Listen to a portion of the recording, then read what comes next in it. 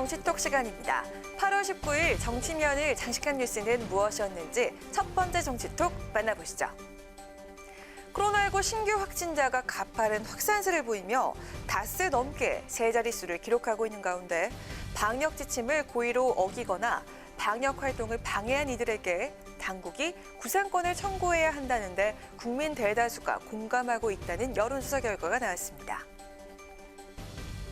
리얼미터가 전국 만 18세 이상 성인 500명을 대상으로 코로나19 방역 구상권 청구 찬반을 물은 결과 찬성한다는 응답이 79.7%, 반대한다는 응답은 17.4%, 2.9%는 잘 모른다고 답했습니다. 우리 국민 10명 중에 약 8명은 코로나19 방역 지침을 어긴 이들에게 치료비용 일체와 방역 비용을 청구해야 한다고 생각하는 것으로 나타났는데요.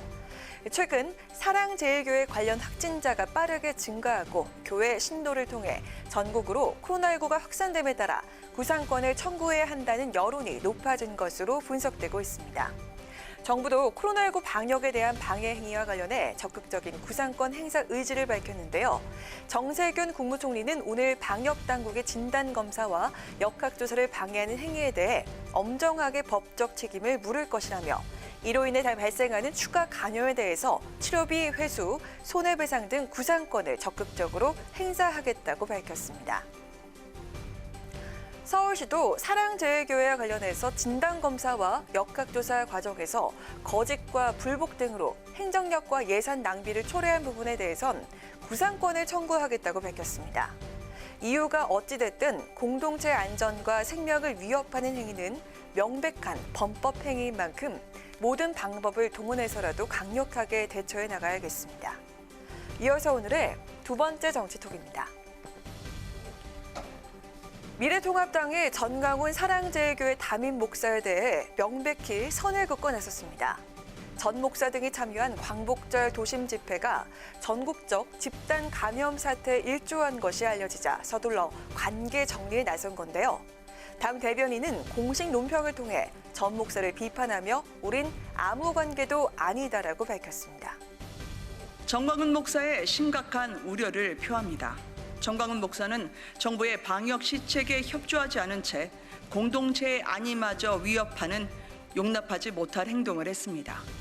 특히 확진 이후의 행동은 도저히 이해할 수가 없습니다.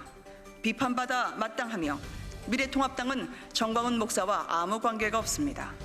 또 함께 한 적도 없습니다. 통합당은 황교안 대표 시절 대정부 투쟁 동력의 한 축을 담당했던 전광훈 목사와 사랑제일교회가 코로나19 재확산의 진앙지로 지목돼 여론의 문매를 맞자 재빨리 거리두기에 나섰는데요. 김종인 위원장은 전 목사가 광화문 집회에 참석한 뒤 코로나19 양성 판정을 받은 데 대해 스스로 방역 준칙을 지키지 않은 사람이니까 그건 그대로 처리하면 되는 것이라고 밝혔고요. 주호영 원내대표는 한 라디오 방송에 출연해 방역 측면에서 보면 광화문 집회는 잘못된 것이고 해서는 안 될 일이었다고 지적했습니다.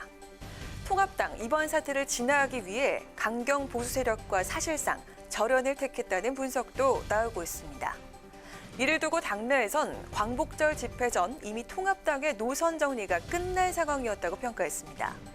중도층 끌어안기 행보로 지지율이 30% 중반으로 올라섰고 집권 여당을 처음 앞지른 만큼 통합당의 강경 보수 거리두기는 한동안 계속될 것으로 보입니다. 미래통합당 연일 중도층 끌어안기 행보에 적극적으로 나서면서 당 지지율이 급상승했고 결국 3년 10개월 만에 민주당을 앞지르게 됐는데요. 통합당의 반등을 위한 파격적인 시도, 중도층 표심을 겨냥한 외연 확대는 앞으로도 계속될 수 있을까요? 마지막으로 세 번째 오늘의 정치톡입니다. 코로나19 재확산의 2차 대유행 우려가 높아지면서 정부는 사회적 거리두기를 2단계로 격상했습니다. 이러한 방역 지침에 맞춰 민주당은 차기 대표 선출을 위한 8.29 전당대회를 여의도 당사에서 온라인 중계 방식으로 열기로 결정했습니다. 최종적으로 이 8월 29일 전국 대의원대회 최종 행사도 이 완전한 온라인 방식으로 취할 수밖에 없는 상황에 맞았기 때문에 코로나19 확산을 막기 위한 결정을 했다라는 말씀을 드리고 민주당 전당대회 준비위원회 사회적 거리두기 2단계 지침을 준수하기 위해 이같이 결정했다고 밝혔습니다. 정부 방역 지침에 따르면 실내 50인, 실외 100인 이상이 모이는 수도권 모임 행사는 원칙적으로 금지되는데요. 이에 따라 8.29 전당대회는 당사에서 후보자와 전당대회 의장 등 극소수 당직자와 필수 진행위원 등 50명만 참석한 가운데 온라인상으로 진행될 예정입니다. 민주당은 당초 올림픽 체조 경기장에서 중앙위원 600여 명이 참석하는 일부 오프라인 행사를 기획했지만 코로나19 확산 방지를 위해 완전 온라인 방식으로 방침을 바꿨다고 설명했습니다. 민주당은 전당대회 당일 행사를 축소하기 위해 절차도 간소화해 진행할 예정인데요. 강령 개정 등을 위한 중앙위원회는 하루 앞당긴 28일에 개최하고 전당대회 당일 지도부 선출과 대선 특별 당규 제정 등만 실시할 계획이라고 밝혔습니다.